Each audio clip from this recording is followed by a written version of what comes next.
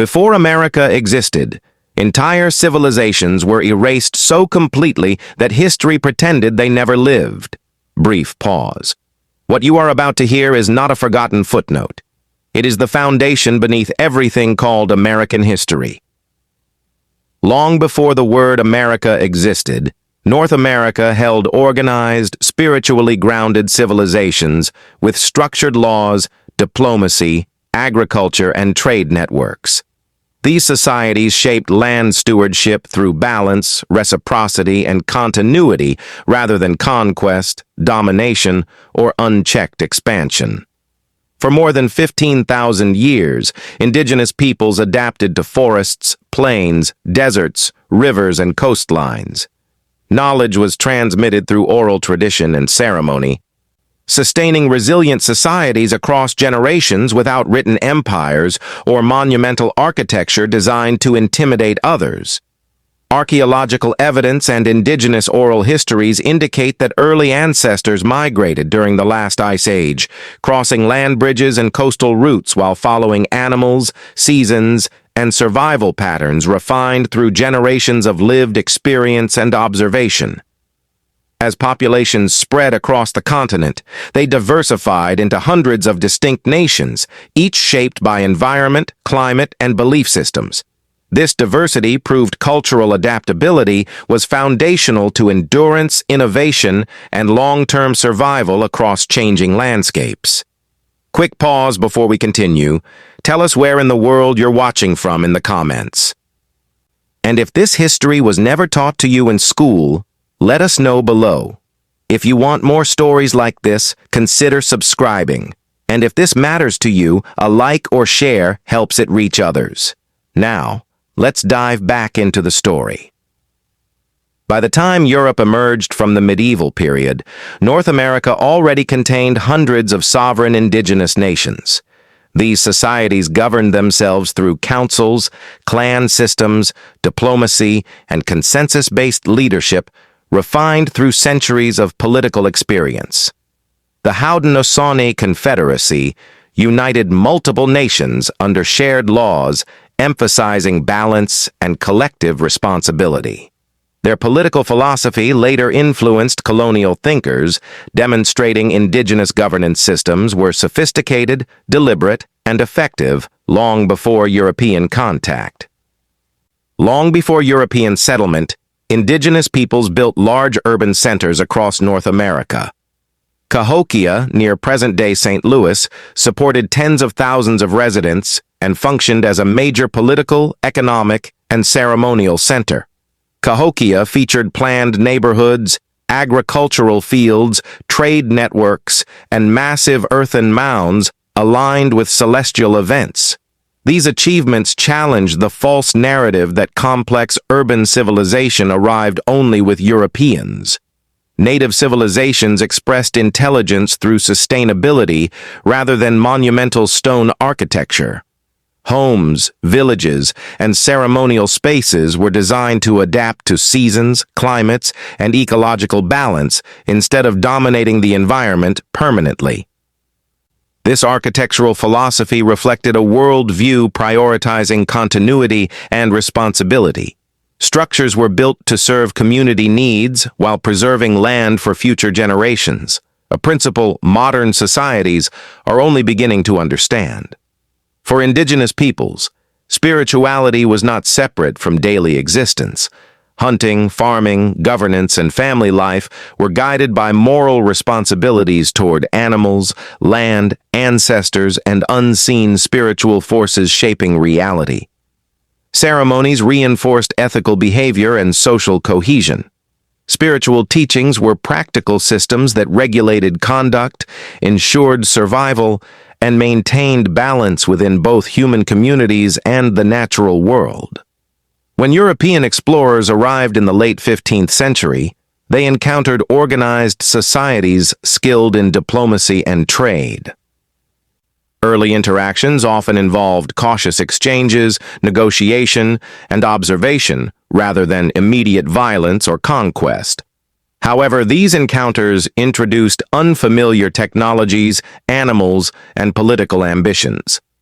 Beneath surface cooperation, opposing worldviews about land ownership and authority began laying the foundation for future conflict. The deadliest consequence of first contact was not warfare, but disease. Smallpox, measles, and influenza spread rapidly among indigenous populations who possessed no biological immunity to these foreign illnesses. Entire villages collapsed within years. Elders often died first, taking languages, histories, and ceremonial knowledge with them, causing cultural devastation long before organized resistance could even form. Historians estimate that some regions lost up to 90% of their indigenous population within a century of European arrival. This demographic collapse permanently altered political balance and territorial control across the continent. The scale of loss weakened defenses, disrupted alliances, and left surviving communities vulnerable to colonial expansion that followed soon afterward, reshaping North American history irreversibly. Despite catastrophe, indigenous nations formed strategic alliances with European powers in order to survive. They traded knowledge, food, and military support in exchange for weapons protection and political leverage. Colonial settlements depended heavily on indigenous assistance. Without native expertise in agriculture, navigation, and local geography, many early colonies would have failed entirely. As European settlements expanded, alliances gradually shifted into exploitation. Native nations transformed from essential partners into obstacles blocking land acquisition and economic growth for colonial governments. Treaties were increasingly manipulated, mistranslated, or ignored altogether. Agreements once regarded as sacred by indigenous leaders became disposable legal tools for colonial expansion. For indigenous societies, treaties represented moral and spiritual commitments between nations. Breaking them carried serious ethical consequences within native political traditions and belief systems. Colonial authorities viewed treaties differently, treating them as temporary arrangements. When land, gold, or strategic advantage appeared, promises were abandoned without hesitation. Following American independence, President George Washington authorized scorched earth military campaigns against native villages, ordering the destruction of crops and homes to force submission through starvation.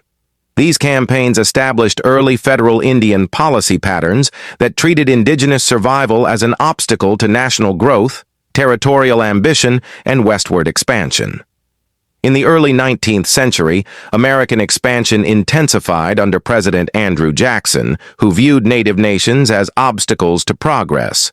His administration framed forced relocation as necessary for national growth and white settlement. The Indian Removal Act of 1830 legalized the expulsion of native nations from their ancestral homelands, despite clear evidence that many tribes had adopted farming, written laws, and constitutional governments aligned with American systems. Forced removals soon turned into death marches. The Cherokee, Choctaw, Creek, Chickasaw, and Seminole were driven west under military supervision, often during harsh weather with inadequate food, shelter, or medical care. Thousands died from hunger, disease, and exhaustion along the routes. The Trail of Tears became a defining example of state-sanctioned suffering inflicted in the name of progress and territorial expansion. Those who survived removal were relocated to unfamiliar lands far from their ancestral homes. The promised resources often failed to materialize, leaving communities struggling to rebuild societies under constant federal oversight. Despite these hardships, native nations re-established governance, kinship networks, and ceremonial life. Survival itself became an act of resistance against policies designed to erase identity and autonomy. West of the Mississippi River, indigenous life transformed dramatically with the widespread use of horses. Plains tribes such as the Lakota, Cheyenne, and Comanche developed highly mobile cultures centered on bison hunting. These societies mastered horsemanship, warfare, and long-distance travel, creating economies and spiritual systems deeply connected to the bison, which sustained nearly every aspect of daily life. As American expansion moved westward, federal authorities recognized the central role bison played in Plains indigenous survival. To weaken resistance, mass slaughter of bison was encouraged and subsidized. Within decades, tens of millions of animals were reduced to a few hundred. Starvation followed, forcing native nations into dependency on government rations and reservation confinement. Contrary to popular myth, native warriors did not fight for conquest. Warfare emphasized defense, courage, and protection of community rather than territorial domination or annihilation of enemies. Leaders such as Sitting Bull and Crazy Horse emerged during this period, resisting invasion not to expand power, but to preserve land, culture, and the right to exist independently. In 1876, Lakota and Cheyenne warriors achieved a rare victory against U.S. forces at the Battle of Little Bighorn. General George Custer's defeat shocked the American public and military leadership. Rather than slowing expansion, the loss triggered intensified campaigns. The federal government committed greater resources to crushing indigenous resistance across the plains. Following Little Bighorn, the U.S. military pursued relentless campaigns against remaining free tribes. Winter attacks, destruction of food supplies, and constant pressure left communities with few options. By the late 19th century, most armed resistance had ended. Survival now depended on adapting to reservation life under strict federal control. Reservations were often located on marginal lands unsuitable for traditional hunting or farming practices. Poverty, food shortages, and dependence were not accidental outcomes, but deliberate policy choices. Despite these conditions, Native communities preserved identity through language, family structure, and spiritual practice, refusing to surrender cultural continuity. Federal boarding schools removed Native children from their families, aiming to erase indigenous identity through forced assimilation. Children were punished for speaking their languages or practicing traditions. This policy inflicted generational trauma, but it failed to destroy cultural memory entirely. Many survivors later became leaders in cultural revival and resistance movements. By the late 19th century, despair spread across reservations. A spiritual movement known as the ghost dance emerged, promising renewal, the return of ancestors, and restoration of balance to a broken world. For many Native communities, the ghost dance was not rebellion, but hope. It offered spiritual survival in a time when physical survival was increasingly uncertain under federal control. In 1890, U.S. troops surrounded a Lakota camp near Wounded Knee Creek in South Dakota. Tension escalated during a weapons search, and gunfire erupted unexpectedly among soldiers and civilians. More than 250 Lakota men, women, and children were killed. Wounded Knee became a symbol of the violent end of open resistance and the cost of spiritual fear misunderstood as threat. After Wounded Knee, survival required silence. Many Native families practiced ceremonies secretly, passing songs, prayers, and stories quietly within homes to avoid punishment or further violence. Language, memory, and tradition were preserved in whispers. Cultural continuity depended not on public expression, but on careful transmission across generations under constant scrutiny.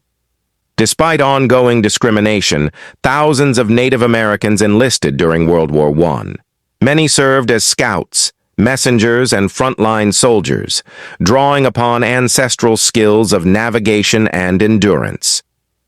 Military service became a paradoxical path to recognition. Native veterans fought for a nation that still denied many of them citizenship and basic civil rights at home. During World War II, Native languages became strategic assets. Navajo code talkers created an unbreakable military code that transmitted battlefield messages securely across the Pacific Theater. The code was never cracked by enemy forces. Yet the code talkers' contributions remained classified for decades, delaying public recognition of their critical role in Allied victory. After World War II, federal policy shifted toward termination, aiming to dissolve tribes legally and relocate native people to urban centers. Officials claimed assimilation would improve economic conditions. Instead, communities faced cultural dislocation, poverty, and loss of tribal support systems. Resistance grew as native leaders organized to defend sovereignty and treaty rights. The 1960s marked a turning point as indigenous activism surged through the Red Power movement. Native Americans demanded civil rights, cultural recognition, and enforcement of treaty obligations. The occupation of Alcatraz Island symbolized reclaimed identity. It drew global attention to indigenous struggles and reignited pride among Native youth across the continent. In 1973, activists occupied Wounded Knee to protest corruption, treaty violations, and federal neglect. The site was chosen deliberately, echoing historical trauma and unresolved injustice. The standoff lasted 71 days, reminding the world that Native resistance had not ended, but transformed into political and legal struggle. Today, Native nations continue to fight for land, water, and political autonomy. Legal battles over treaty rights and resource protection remain central to indigenous survival. Movements such as Standing Rock highlighted environmental stewardship rooted in ancestral responsibility, drawing international support and renewing global awareness. Across North America, tribes actively revive endangered languages through immersion schools, digital archives, and community teaching. Language reclamation restores identity and worldview. Cultural revival extends beyond words. Ceremonies, art, music, and traditional knowledge are once again practiced openly, strengthening intergenerational connection and continuity. In the late 20th and early 21st centuries, Native nations strengthened modern governance systems. Tribal councils, courts, and constitutions evolved to address contemporary challenges while remaining grounded in traditional values and customs. Many tribes now manage education, law enforcement, healthcare, and economic planning independently. These systems reaffirm sovereignty, proving indigenous governance is not historical memory, but a living and adaptive political reality. Economic independence became a crucial pathway toward survival and stability. Tribes invested in enterprises such as agriculture, energy, tourism, and gaming to fund healthcare, housing, and education for their people. While controversial, these economic strategies reduced federal dependence and strengthened self-determination. Revenue became a tool not for wealth accumulation, but for cultural preservation and long-term community resilience. Indigenous nations have long practiced environmental stewardship rooted in responsibility rather than ownership. Modern climate challenges have elevated Native voices as leaders in sustainability and ecological protection. Tribal knowledge systems guide land management, water conservation, and biodiversity protection. These approaches, refined over thousands of years, increasingly influence global environmental policy and scientific collaboration. Generations of displacement, violence, and forced assimilation left deep psychological wounds. Addressing historical trauma became essential for community health and continuity. Through cultural reconnection, counseling, and education, Native communities confront inherited pain. Healing is understood as collective, intergenerational work rather than individual recovery alone. Education transformed from a tool of assimilation into a means of empowerment. Tribal schools and universities now center indigenous history, language, and worldview. By reclaiming education, Native nations ensure future generations learn truth rather than erasure. Knowledge becomes a defense against repetition of historical injustice. For decades, film and media distorted indigenous identity through stereotypes. Native creators now reclaim storytelling through cinema, literature, journalism, and digital platforms. Authentic representation challenges myths and reshapes public understanding. Control over narrative restores dignity long denied by external voices. Modern native identity balances tradition with contemporary life. Individuals navigate careers, technology, and urban environments while maintaining cultural connection. This adaptability reflects survival, not loss. Identity evolves without erasure, proving indigenous culture is not frozen in history, but responsive to the present. Native youth lead cultural revival through activism, art, language learning, and environmental movements. Their voices carry both inherited memory and future vision. Young leaders bridge tradition and innovation, ensuring continuity. The survival of indigenous nations increasingly rests in their hands and perspectives. Indigenous nations worldwide form alliances to defend land, culture, and rights. Shared experiences of colonization create bonds across continents. Global solidarity strengthens political influence, amplifying indigenous voices within international institutions and human rights movements. Legal battles continue over treaty enforcement, land restoration, and sovereignty. Court victories represent progress, but justice remains incomplete. Each ruling affirms that treaties were never gifts, but binding agreements. The struggle for accountability persists into the present. Across North America, indigenous nations continue defending sacred lands threatened by mining, pipelines, and development. These places are not symbolic locations, but living spiritual centers tied to identity, ancestry, and responsibility. Protecting sacred land is about survival, not protest. When land is destroyed, language, ceremony, and memory weaken, making environmental defense inseparable from cultural preservation. In recent years, the land-back movement has gained momentum, calling for the return of indigenous land and decision-making authority. This movement challenges centuries of dispossession through legal, political, and cultural action. Land back does not seek exclusion or revenge. It seeks restoration of stewardship, treaty enforcement, and balance between modern society and ancient responsibility.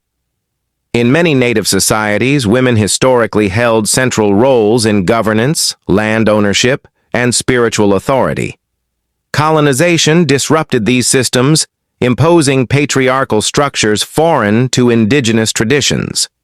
Today, indigenous women reclaim leadership across politics, activism, education, and cultural revival.